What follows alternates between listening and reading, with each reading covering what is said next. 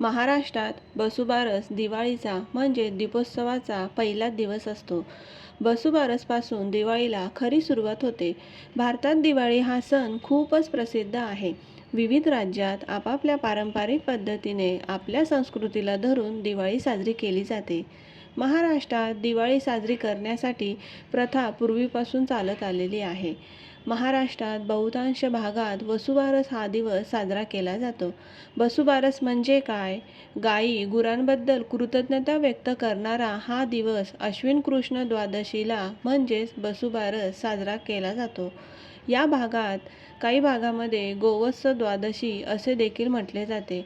माझ्या आजीला मी वसुबारसचा इतिहास विचारला तर ती मला सांगत होती, बाई, वसू म्हणजे धन आणि आम्हा शेतकऱ्यांचं गायी ह्याचंच धन आहे. कारण आमची शेती कसणारा बैल हा गाईच्या पोटातूनच वासरी म्हणून जन्माला येते आणि जर मोठा झाला की आमच्या जमिनीच्या मशागतीसाठी कष्ट घेऊ लागतो. आणि दुसरं म्हणजे गाईचं दही, दूध, तूप विकून आमचा घर खर्च भागतो. गाईचे आम्हा शेतकरी लोकांवर खूप खूप उपकार आहेत. ते फेडण्यासाठी आम्ही वसुबारसेला गाई वासराची मनोभावे पूजा करतो. वसुबारस कशी साजरी केली जाते? वसुबारसेच्या दिवशी संध्याकाळी गोठ्यावर जाऊन गायीची आणि तिच्या वासरांची आणि त्यासोबत गोठ्यातील इतर ढोरावासरांची मनोभावे पूजा केली जाते. गायीला भाकरीची, बाजरीची भाकर किंवा गवारीच्या शेंगांचा भाजीचा नैवेद्य खाऊ घातला जातो. वसुबारसच्या दिवशी सकाळीच रामाच्या पहाटी म्हणजे सकाळी सकाळी सडा सावरण करून रांगोळी काढली जाते. घरातील देवांचे आणि तुळशीचे पूजन केले जाते. काही ठिकाणी शेतकरी या दिवशी गाईचे दूध पण काढत नाही, ते वासरालाच पिऊ देतात. वसुबारस हा दिवस म्हणजे दिवाळीची सुरुवात असल्याने घरात फराळ बनवायची देखील लगबग सुरू असते. वसुबारसेच्या दिवशी सूर्य मावळला की मग मातीच्या पंत्या लावल्या जातात. पहिली पंथी घरातल्या देवतांची असते, दुसरी कुळदेवतेची असते, तिसरी ग्रामदेवतेची आणि मग चौथी गाईच्या गोठ्यातली. आणि तिथून पुढच्या पंथ्या या घरावर दारासमोर ठेवून दीपोत्सवाला सुरुवात होते. शहरी भागामध्ये वसुबारस गौशाळेत जाऊन साजरी करतात किंवा बहुतांश लोक तर आता घरातच धातूची किंवा मातीची गायवासरांची मूर्ती आणून त्यांची मनोभावे पूजा करताना आपल्याला दिसून येतात. अशा रीतीने ग्रामीण भागात, शहरी भागात मोठ्या आनंदाने हा वसुबारस हा सण साजरा केला जातो. हा जो वसुबारस सण आहे याचा एक इतिहास आहे, म्हणजे कथा आहे याची. तर या महोत्सवाची सुरुवात जी आहे ती समुद्र मंथन या अत्यंत प्रसिद्ध कथेशी संबंधित आहे. असे मानले जाते की जेव्हा देव आणि राक्षस अमृतासाठी समुद्र मंथन करत होते तेव्हा कामधेनू नावाची गाय समुद्रातून बाहेर आली. स्वर्गात राहणारी ही देवी गाय देवांनी 7 ऋषींना सादर केली आणि कालांतराने वशिष्ठ ऋषींच्या ताब्यात आली आणि त्याच्या मालकाची सर्व अनुदान आणि इच्छा पूर्ण करण्याची क्षमता आहे.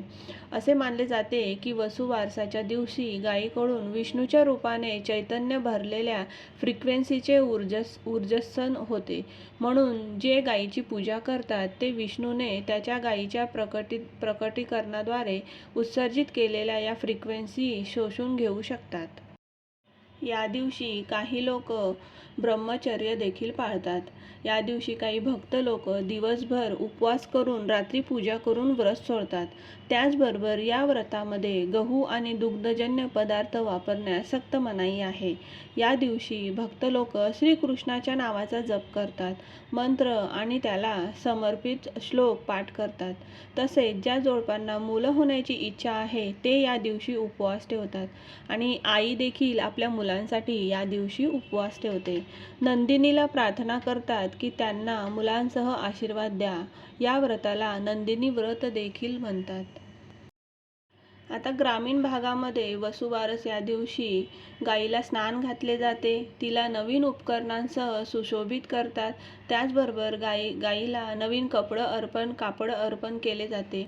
त्याचबरोबर गाईच्या कपाळावर हळद किंवा चंदनाचा टिळा लावला जातो आणि मग गाईच्या गळ्यांमध्ये फुलांचा हार घातला जातो. गाईला नैवेद्य देखील दिला जातो. तर आमच्या गावाला पुरणपोळीचा नैवेद्य दिला जातो.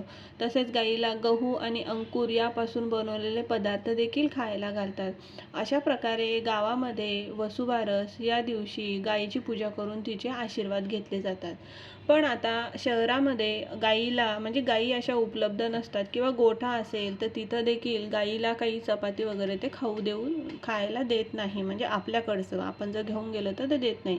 तर मग काय करायचं? तर मग हे बघा, मी अशी पूजा केलेली आहे. तर या पद्धतीने आपल्या घरामध्ये कामधेनू असेल, तुमच्याकडे मातीची असेल, माझ्याकडे देव्हाऱ्यामध्ये पण छोटीशी होती आणि ही एक होती चांदीची गाय. तर तिचं मी इकडे पूजा केलेली आहे. तर सुरुवातीला आपल्याला गणपतीची स्थापना करायची आहे. नंतर आपली जी कामधेनू आहे मंदिरातली तिची स्थापना करायची आहे. त्यांची अभिषेक करायचा आहे पाण्याने, दुधाने. मी इकडे याच्याने केला होता, गंगाजल होतं माझ्याकडे, त्याच्याने मी अभिषेक केला. तर ते करायचं आहे. नंतर त्यांची षोडोपचारे पूजा करायची आहे. नंतर आपली जी कामधेनू आहे तिची पूजा करायची आहे, आरती करायची, धूप करायची. त्यानंतर आपण मनोभावे पूजा करून हात जोडून गाईला नमस्कार करायचा आहे आणि इथंच आपल्याला तिला नैवेद्य द्यायचा आहे. आता जर खरी गाय असेल तर आपण असेल तुमच्याकडे अवेलेबल, म्हणजे तुम्ही तिथं खाऊ देत असेल गाईला, तर तुम्ही तिथं जाऊन संध्याकाळच्या वेळेला गाईला तुम्ही नैवेद्य हा देऊ शकतात आणि तिथं नमस्कार करू शकतात. तर अशा प्रकारे मी तुम्हाला वसुबारसचं महत्त्व काय आहे, कशा पद्धतीने ही पूजा करतात, घरच्या घरी तुम्ही वसुबारस कसा साजरी करू शकतात, हे सगळं मी तुम्हाला ह्या व्हिडिओमध्ये सांगितलं आहे. तर जर तुम्हाला हा माझा व्हिडिओ आवडला असेल तर लाईक करा, शेअर करा तुमच्या मित्रमैत्रिणींसोबत. खाली तुम्हाला व्हिडिओ आवडला असेल तर कमेंट नक्की करा. त्याच्याने मला अजून एनर्जी मिळते नवनवीन व्हिडिओ बनवण्यासाठी. तर कमेंट नक्की करत जा. तर चला भेटूया आता पुढच्या व्हिडिओमध्ये. तोपर्यंत तुम्हा सगळ्यांना दिवाळीच्या हार्दिक शुभेच्छा.